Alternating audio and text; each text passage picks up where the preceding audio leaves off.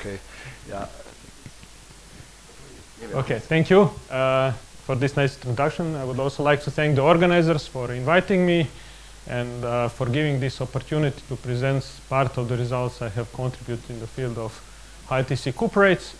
And to start with, I will try to a little bit clarify terms in my title, what I consider complexity and what do I consider simplicity. So unambiguously, cuprates are complicated, complex materials, and often this is visualized by rather complex phase diagrams. This is one of them, and there is a number of phases and ordering tendencies which appears in these materials. And often when people look at these complex diagrams, and this is one of the main conclusions of this paper, is that the new physics is needed, that it cannot be captured with classical approaches. On the other side, also what we kind of agree is that the parent compound is a charge transfer insulator. So one entity here is a insulated localized carrier. On the other side, we have a Fermi-liquid, and this Fermi-liquid means that we have a quasi-particle, and this is the second entity, and I would like that you remember that these entities are essentially present in every phase diagram. What is kind of also neat observation that in all of these systems, superconductivity always appear somewhere between 5% and 25, 26, 27%, although with different TCs in the different cuprates, and that's the difference between these materials. But what I would like to emphasize here is that from this complexity of the complex phase diagrams where the new physics is needed, I would like to try to find a simpler, experimentally simpler phase diagram as a starting point. And for sure, I don't want to say that the Fermi-liquid is or a charge transfer insulator is simple. Many people for many years worked on it, and in fact, it's a beautiful thing that even in a very correlated systems like wave fermions, the interactions are strong, and nevertheless, you get a Fermi-liquid out of it, and all correlations are packed in the effective mass. And definitely, so this is not the simplicity, but the simplicity will come by looking experimental phase diagrams and try to find the simplest phase diagram which capture the universal behavior of cuprates. Why? Because the TC is also universal present in these compounds. The first observation is that the sheet resistance is universal. And if you think about it, it's again something which is rather surprising that in a complicated systems like cuprates, observable like a sheet resistance which is also a complicated property, behaves universal as a function of doping. On the overdoped side, I said it is Fermi-liquid, so the resistivity is T square. And again, it's should be observed that it extends to very high temperature, okay, hundreds of Kelvin, which is not something which you would usually see in a simple metal or conventional metal. Metals are also not simple. What makes really one of the important questions in the field is when you decrease the doping from the overdoped side, you go left, and your resistivity, which is T square, gradually, very slowly evolves in something which is linear in T. And it's not surprising, of course, that it's linear in T to high temperatures. In metals is also electron phonon, but what is surprising that it extends to low temperatures down to Tc, so you cross the Debye temperatures. And in some material, Tc is 10 Kelvin, you can see nice linear in T behavior down to 10 Kelvin. And some material, although they don't have a linear in T at high temperatures, when you put a magnetic field and you suppress the Tc, you will find a linear T. In LSCO samples, for example, which you saw today by Ivan Božević, you saw this beautiful linear T, but when you put the field, you lose the linear T and it becomes quadratic at low temperatures. So that's one of the reasons why we call these materials strange metals. And the second is, as Ivan Božević correctly pointed out, you look at the optical conductivity and it's featureless to 1 electron volt. So this surely doesn't look as a standard simple thing to understand. There are many different approaches to the problem, and I will today try to explain our approach also to the optics in the second part of the talk. And my pointer is not working.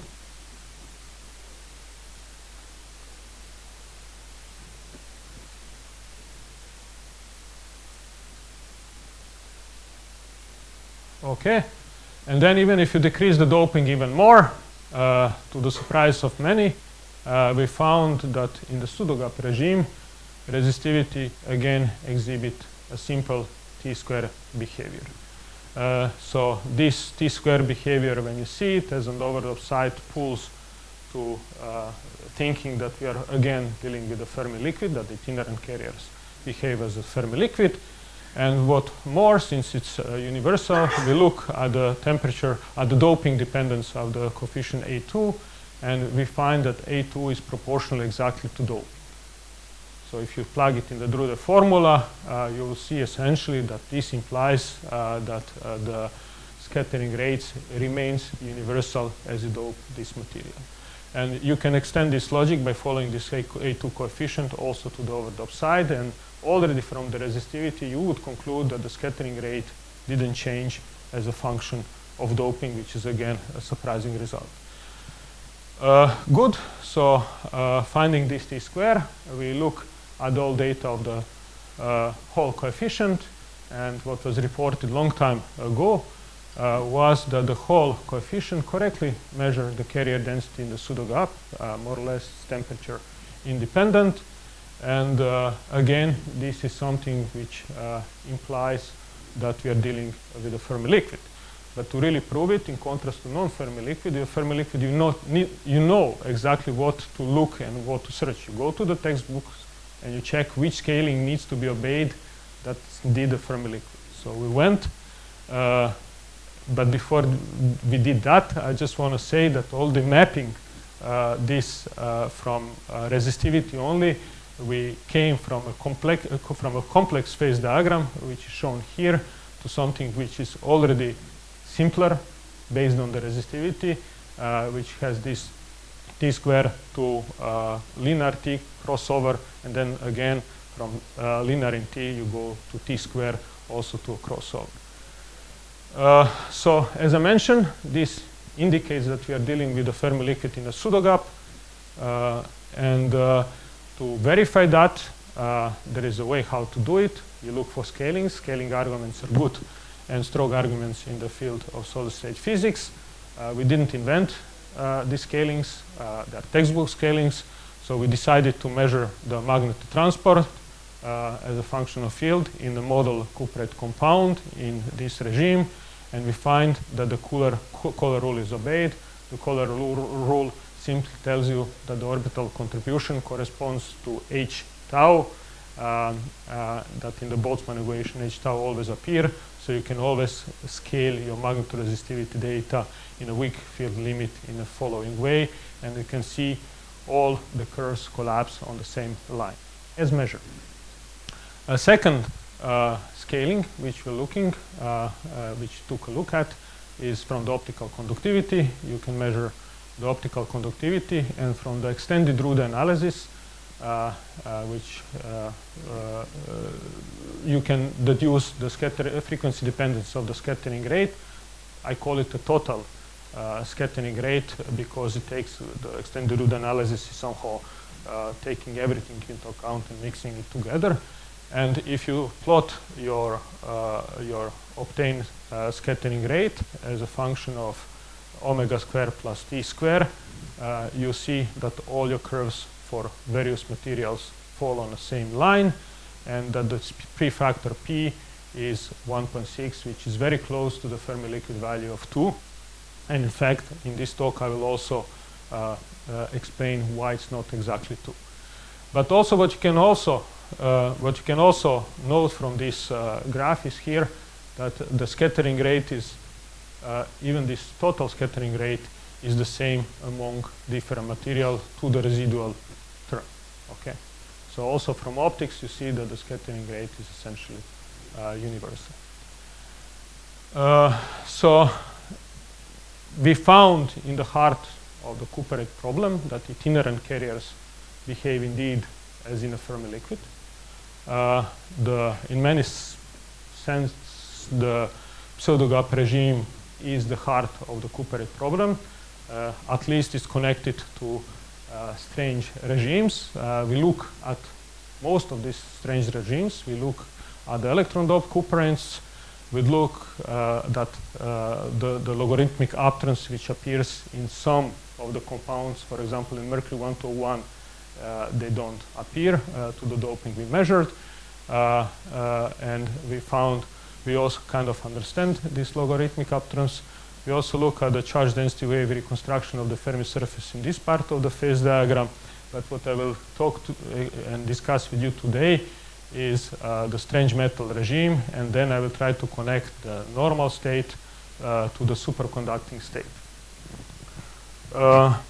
What is important here is that the logic which I will tell you and the two entities which I will discuss extensively, the localized carrier and the Fermi-liquid carrier, we use to explain in a very same way all these different regimes. So we don't change the story from the regime to the regime, and I will try to explain you how we understood this problem on the following slide. And it's also important to mention that we look at the appearance of the superconductivity, and we found that the superconductivity appears in a percolative way, that it always appears around 20-30 Kelvin universally in all cuprates which we look at. And this is, in our opinion, or my opinion, the consequence that the glue is very local, so you construct locally patches of superconductivity. It also tells you that the disorder plays an important role to understand the properties of these materials. Okay, so I said I will look at the strange metal regime as to explain what follows from our data. And when you see this linear in T behavior, it's logical to say first probably that it's a scattering rate, at least attempting to say that your scattering rate is linear in temperature from very high temperature to very low temperature. And this led to different approaches to this linear in T curve. So there are many approaches to explain one linear curve of resistivity. Here I summarize probably my favorite one. But however, when you think about it, resistivity is not only about the scattering rate. Okay, there is also a carrier density in it. And we already saw from the resistivity that as you change the carrier density, you change the resistivity exactly how you add carriers in your system without changing the tau. So it's a fair question to say maybe there is n effective which changes or m star. And if you look at the evolution of the Fermi surface, you see on the overdoped side where you see this nice Fermi-liquid 1 plus p, but when you go to underdoped regime, you see that the Fermi surface is partially gapped. Partially gapped means that you change the carrier density. It's a must in my opinion. No? So we will look at this effective carrier density, and we will try to all the time stick somehow to the Occam's razor, not to introduce new entities if we don't need them. If we need them, we should of course introduce them. So we look at the Hall mobility. Why? Because in a Fermi-liquid regime, for a simple bands, the inverse of Hall mobility is nothing else than rho over rho h. And if you look what's the Hall coefficient and resistivity, you will find that the Fermi-liquid, you expect C2 T squared. You expect quadratic behavior. And this is probably the most important results I have contributed. We measure mercury, barium, copper oxide as a function of temperature, the resistivity, and Hall coefficient, and for 3 various doping, covering this doping regime, but essentially we cover much more with many more samples. And the beauty of it is that you see that your inverse of Hall mobility, it's written here, is T squared. And it's T squared in a Fermi-liquid regime, and it crosses across T star without any change of the slope. Okay. So also it shows that it's doping independent. And that the whole mobility, inverse of the whole mobility square, is T square, was already previously reported by Ong's group long time ago. And it was explained, I mean, interpretation was suggested by Anderson in terms of two scattering rates, perpendicular and tangential. However, this doesn't hold the quest when you go from one Fermi-liquid to the strange metal regime, that you don't change anything on the scattering rates as seen by the whole mobility. Good, but it's not only in YBCO. It was reported with time also in LSCO, very low doping, 1–2%. It was also reported in the thallium close to the Fermi-liquid regime. And what is shocking to me, that the scientific community missed two things. First of all, that all of this is measured in different regimes. And you always have T square. And the second thing, that if you look at this C2, it turns out that it's universal. Okay? So C2 T square in LSU at 1% is exactly the same T square of the thallium, and this is not our result, this is long time reported results. Good. And this experimental phase diagram is as simple as it can be, okay? Whatever it means. And I don't see how to reconcile this phase diagram with approaches which just relies on the scattering rate, discussion of the scattering rate. What we know regarding the carriers is the following. We for sure know that in the underdoped regime, we have one localized carrier. That's the charge transfer insulator. On the overdoped side, we know that there is 1 plus P itinerant carriers, Fermi-liquid carriers. Okay?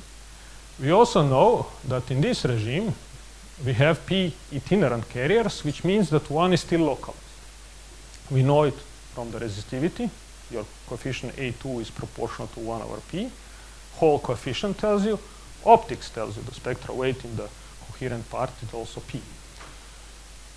So whichever way you go from here to here, you need to localize this one, which is red here, needs to transform itself to the blue one, which means localized down here.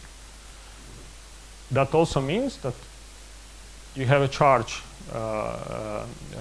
conservation equation, which tells you simply that you have 1 plus P charges all the time. Part of it, depending where you are in the phase diagram, can be either localized, either itinerant. And since we have fixed from the whole mobility m star over tau, we can use the resistivity here to calculate the carrier density. Okay. And this is what we determine at t equals 0. So we have that the carrier density crosses from P to 1 plus P. And this is something which we reported essentially in 2015. We further discussed in 2019. And then in 2021, the whole coefficient of BISCO, thallium, was measured. And it exactly shows the same evolution of the whole coefficient as we determined the evolution of N effective from the resistivity. So essentially whole, again, or resistivity gives you correctly the carrier density. And if you want to look, so this is at the itinerant, looking at the itinerant, but you can also look at the localized guys. So again, you know the number of itinerant from either whole, either resistivity, and then you can plug it here, and and you can, since you know the red one, you can calculate the blue one. And you can establish the evolution of the localized carrier as a function of doping and temperature. And what you can see is here that you have, of course, 0 localized, and you start to localize. The most localization, the localization happens around the optimal doping. And again, here, this line is 95, 97, 99% of the localized carrier. So here we have one localized carrier per CO2 unit exactly in the pseudo gap. And that's why we see the T square behavior in the resistivity. So why resistivity lose this T-square behavior because with temperature you start to delocalize over the gap. Another observation here is that when you lose the localized carrier, you also lose the superconductivity. So the conjecture was, it is the localized carrier which provides the glue for the itinerant carrier, for the Fermi-liquid carrier, to create superconductivity. What means that it's just a probability that the itinerant carrier finds the localized carriers. You multiply with these two with a constant OS, which I will explain if I have time later, and you immediately, these are experimental data, these are Ivan Božović data on thin LSCO films, and you see that these full lines immediately hits, and we picked up from the normal state. This is established in the normal state. Without any fitting, we get the superconducting properties. All of this was concluded based on the DC. So DC can see itinerant carriers. It cannot really see what's going on with the localized, because localized are moved by the gap from omega equals 0. Optical conductivity measure both. It measures the itinerant and the localized carriers. We can use transport to fully characterize the itinerant carriers because they are Fermi-liquid. We have these simple parallel behaviors and the broad temperature range, so we can really establish this without any doubt. And then we can also look something which cannot be looked from the DC. We can look at the evaluation of the spectral weight across the phase diagram, but also around TC to determine which of the carrier is becoming superconducting. So as I mentioned, as I mentioned, optical conductivity, since we have two entities, one is localized, one itinerant, then your optical conductivity is the sum of the Fermi-liquid contribution and the localized contribution. It must be that way, no? And we know everything about this Fermi-liquid contribution. So we can use the Drude formula and we'll get more or less correct, except if you look the scaling. If one wants to look the scaling, then he needs to take into account that the scattering rate is not constant in frequency, but there is omega squared dependence for the Fermi-liquid. And if one use the extended Drude analysis from the sigma 1, he should be able to calculate the scattering rate. So for the Fermi-liquid, we used recently reported Berthaud et al. Expression for the Fermi-liquid, though we know which scaling Fermi-liquid needs to be. We just use it because it was convenient. Why? Because we have a sigma DC, which is nothing else than 1 over rho DC, which we directly measure, and tau we have from the whole mobility. Okay, so essentially we can plug these numbers in, or temperature dependent of rho DC, and we can calculate the Fermi-liquid response. And that's what we did here. So we took resistivity, which corresponds to the 10% doping, and we just put a t-square at that place just to calculate the Fermi-liquid contribution. That's what we get, and you can see that this peak is decreasing and broadening. That's it. And if you do the Fermi extended Drude analysis, it's a single band analysis, which surely works here because we have a single contribution, then you will find that your perfect Fermi-liquid scaling is obeyed. Okay, not surprising. This model, the model should respect what is expected. If you try to scale it with something else, 1.5, you'll see immediately that you deviate from Fermi-liquid. So in fact, this P is a very sensitive tool to probe whether it is a Fermi-liquid or it's not a Fermi-liquid, or how close we are to the Fermi-liquid. Okay? Much more sensitive than omega square t-square dependence, in fact. Okay, this was pure Fermi-liquid. We model it by using t-square in resistivity. And now I said we have two contributions. So let's check what will happen if we add to the Fermi-liquid a Lorentzian. A very tiny Lorentzian, not a big thing. Again, this is the sum of the Fermi-liquid plus the Lorentzian, these curves here. And if you do now the scaling, you see you're totally off. P is not 2. you don't scale together anymore. Okay. If you try to scale it with 1, you still have this Fermi-liquid omega square t square. At least it looks almost omega square t square, but the prefactor changed to 1.2. Okay, so now when we know what to expect, let's look at the real data. So this is the resistivity as measured for mercury 1 on the sample. On the sample, we've also measured the optical conductivity. We see nice t-square behavior, and from here you become linear because you delocalize according to us part of the localized carrier with temperature. But this change, if you look how much it is, it's just 1–2%. You don't need more. Okay. So we measure the reflectivity. We calculate the optical conductivity by Kramers-Kronig. I split in 5 separate slides or panels, and here it is. So we calculate the Fermi-liquid term from the DC, and this is this dashed line as a function of temperature, and you see that we nicely pick up the low frequency part of the spectrum. Okay? And then for everything else, we just need to put a Lorentzian, the same Lorentzian which I mimic the gap in the model system. And we don't move it, we keep it constant. Why? Because this delocalization with temperature is barely, you can barely catch it with optics. It enters within the error bar. If you really carefully look, you see that the total is a little bit higher than the measure. But for me, this is within the error bar. It's not the best place to test the model. Resistivity is much better. But if you do the extended Rude analysis to calculate the total tau, what you will find that again you scale everything with a p which is not 2 but it's going towards 1. So this was the underdoped regime. Let's go to the optimal doped regime where these strange behaviors are usually explained in the non-Fermi-liquid terms and through the scattering rate. So this is, I want to emphasize all data. Resistivity was measured 30 years ago. Okay, on the same laboratory. This is work with Chris Holmes. So we worked together on this problem.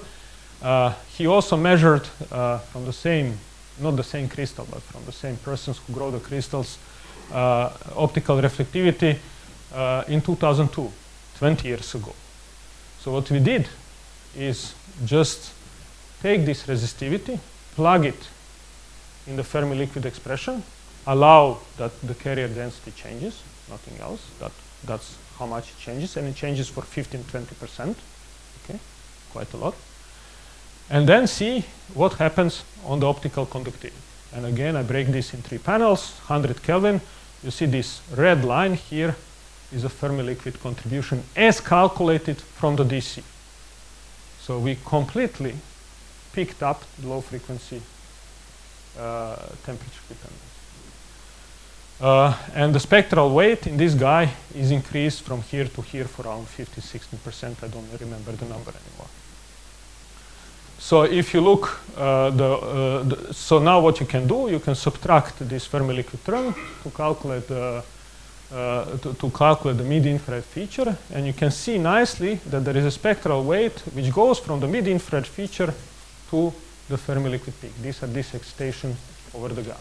So you lose the spectral weight. Okay, again, is not working.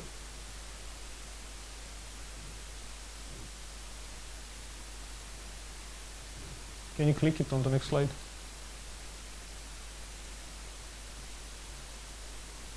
Okay. But mostly all of this you can see with bare eyes. You don't even need to use any sophisticated analysis. So this is very old data, okay? It's Ushida 91. That's the parent compound, blue. So everything is localized. You see quite clean charge transfer gap. The red one is the Fermi-liquid on the overdoped side. So everything is in the Fermi-liquid, and this Fermi-liquid has 1 plus p. But look, when you dope a little, immediately the mid-infrared feature appears. And look what it does. It shifts to the left, it shifts to the left, it shifts to the left, and it completely, that's the guy who is bringing the spectral weight of the one with doping to the coherent peak. There is nothing else here. So by bare eyes, without knowing much, you can see that this feature is responsible for the spectral wave transfer of one from the high energy to the Fermi-liquid contribution on the overdoped side. And this is consistent then with this. Okay, so the last question, which I will answer here, is who is becoming superconducting, Fermi-liquid or localized? There is some discussion about it. I will use Ohm's explanation for the Higgs-Ohm's rule. So if you measure the sigma dc above the Tc, that's the curve. You transit in the superconducting state. The missing spectral weight is this, and then you get the Ohm's law. And if you look at it, you see immediately it's the coherent. We are in a pseudogap. It's the coherent Fermi-liquid which becomes superconducting. There is nothing else there. Okay. If you look on the overdoped side, and this sigma dc is essentially a measure of a number of effective carriers, which is p or whatever it is in the underdoped regime, and the localized one is 1. So it's nf multiplied with n loc, and this is also valid here. You look at the spectral weight missed. Again, it's in a coherent one, but now the spectral weight is proportional to the number of localized carriers because they provide the glue. So that's my summary slide. Again, this equation works. We can follow then in optics how the spectral waves are shifting. Essentially, with doping, we put in the mid-infrared, and in mid-infrared, we dump it to the Fermi-liquid, either with temperature or with doping.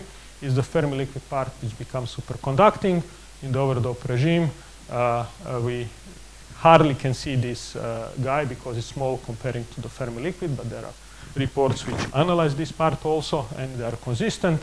And finally, regarding itinerant carrier, it's essentially m star and tau are essentially compound doping independent. One should know that the Fermi velocity was also established to be universal in cuprates, and then the t square is presumably unclap. And regarding the localized carrier, and that's now the tricky physics, and we have quite a lot of opinion about that, and I think we know much about it, and it's summarized to a certain extent in this paper here, which was written as a first shrift to Alex Miller birthday 95. But here I want to say it's a localized hole. Okay, so it's a very local mechanism. It sits on the copper. We think it jumps on the oxygen, and that's where it comes the D-wave symmetry of the glue, and that's the reason why we have percolation. And if you want to know more about it, you can read it. You can also follow Professor Sunko's talk this afternoon. He will probably say something also about it. And I would like to thank you for your attention.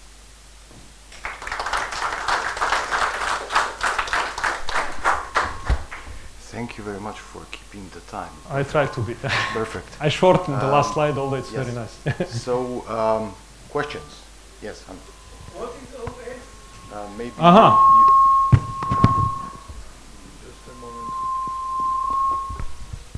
What is OS? Thank you. I heard it better now. So we treat it for a while just as a constant, which also enters in the Ohm's law. But later we realized that, I mean, it was a long time ago realized that the symmetry of the oxygen plays an important role. So if you break the symmetry, degeneracy of the oxygens, you will lose the superconductivity. That's the LTTO, LTT transition, for example, in lanthanum barium copper oxide. And then there is a proposal already back then, which was like 30 years, 35 years ago, that there is a fluctuation, charge fluctuation, which goes oxygen, copper, oxygen. No? And that this fluctuation is responsible for the glue. And Hase and Rybitsky reported that charge distribution on the oxygen and charge distribution on the copper from the NMR. And this OS measure how much the localized hole can visit the neighboring oxygen. And it directly scales the OS. So OS is the oxygen splitting, which then defines how much this fluctuation can work and how much localized charge can visit the neighboring oxygen and be the glue for the superconductivity. That's in short. There are other experiments which I don't have time to mention, which also indicates this kind of scenario. But we are open to suggestions, of course. This localized hole also is and can be responsible for the antiferromagnetism, short range, because while you have a localized hole, you have a super exchange. If you look at the nematicity, this is the competition between the localized, itinerant, and the structure. Structure plays an important role. It sets the playground for the localized carrier. That's the reason why we have distributed gap, which is consistent with the distributed structure, etc., etc. Yes, back there. Thank you for a nice talk. So I missed the first couple of slides, so I don't know if you said anything, but I was wondering. No, I didn't. If you had said anything about what I'm going to ask you. So you talked about the real part of the conductivity, but I was wondering if you can say something about the imaginary part, which is mostly related to the reactive part, hence to the superconducting state, in particular in the underdoped regime where this we did look at the imaginary part. We start with the real part, and then on the request of the referee, we started to look at the imaginary part, and it's completely consistent of finding the Fermi-liquid as discussed. I don't have those slides here, but we will probably put something together soon. Yeah. Thank you. Yes. I'm wondering. Thank you. It's really nice talk. I'm wondering the C-axis behavior of this high-Tc superconductor. For example, BISCO, and it shows the anisotropy. Did you also analyze the C-axis resistivity by doping? Yes, sure. So for long, and I'm sure Dennis will address that in his talk today, we thought that the C-axis is also important in superconductivity, but I think Dennis first showed that Mermin-Wagner theorem does not hold. So you can have ordering in the 2 dimensions. And then there is Ivan Božović results, which shows that a single layer of LSO is sufficient for a superconductivity. Okay, and then there is these beautiful results from 2-3 years ago when the single layer of BISCO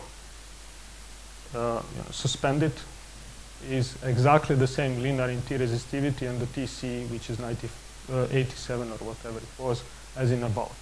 So that means that the CX is not, it's an interesting thing, but it's not really necessary for the discussion about the superconductivity itself, and that's the simplicity I thought. I tried to peel out everything away, which is still interesting, but it's not relevant for the TC. So it's not relevant for the TC in short. Okay, you're only interested in in-plane. Yeah, because that's the only relevant for the TC. Yeah. And this is shown by a single layer BISCO, which has a TC the same as a bulk. This result also maybe you can also find the same result for the electron-doped superconductor. So we worked on the electron-doped superconductors quite a lot a few years ago, and what we find essentially is that the same story is valid on the electron-doped side. So you also have a localization, but there is an important difference. So on the electron-doped side, you dope on the copper, while here you dope on the oxygen. Okay, and the superconductivity appears when the whole pocket appears in the on the electron-doped side. So, and then the superfluid density of the whole pocket is obey the Uemura plot. It's not different for the electron, and for the whole, and for the whole is the same. So this implies the same mechanism on the electron-doped side and the hole-doped side. And also the normal state you can understand through the localization and localization, taking into account that you are doping on different places. All this dichotomy comes because you need to carefully address what happens on the copper and what happens on the oxygen. These are copper oxides, they're not coppers. Neven, then I'm going to use the opportunity to ask my first question myself. So you're making a distinction between localized and itinerant carriers, right? So you're basically talking about two different entities. Yes. Whereas when you look at the theory, one doped hole in a Mott insulator, right? I mean, you basically have coherent part of the spectral function and the incoherent. It's dominated by the incoherent, right? And so in that sense, it's not two different species. Can you comment on that? Yes, yes. So regarding incoherence, okay, so we did spend quite a lot of time, and you can find in this paper more about it. it's relevant for nictides, rutinates and stuff like this, okay? The difference between the coherency and the gapping is that the incoherency gives you something at omega equals 0. So you will not see t square because you will have something at omega equals 0. The fact that you have a pure t square, you don't have incoherency, you have a gap, okay? So that's a very important distinction to make. And at the end of the day, if you do STM, you see gaps by your bare eyes, okay? Local gaps. Dope, you do STM, and you can see gaps, disorder gaps, and everything is very broad because you have disorder gaps. And there are some gaps which are related to LTTO structure and some gaps to LTT structure and probably HTT structure. And all of this needs to be taken into account to understand, for example, Rix and other properties. But I just kept to the first steps. So now we are working on the other steps. I don't see any further questions, so I would like to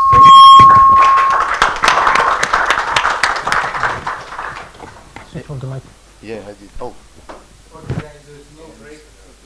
Thank you. 10 minutes? I was in time.